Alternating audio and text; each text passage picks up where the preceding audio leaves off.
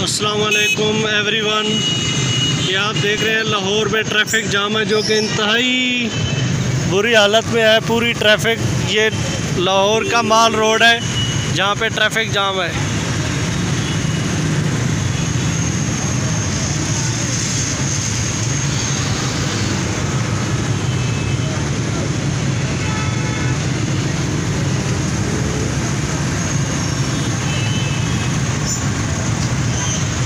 ये देखें,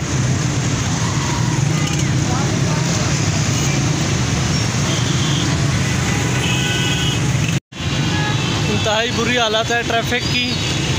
पूरे लाहौर में ट्रैफिक इस वक्त बंद है। ज़मान पार्क में एहतजाज हो रहा है असातिज़ा का, जिनको उनका मसला है कि हमें परमानेंट किया जाए, जो कि हुकूमत पंजाब उनको परमानेंट नहीं कर रही पिछले 5 सालों से। ये देख रहे हैं आप,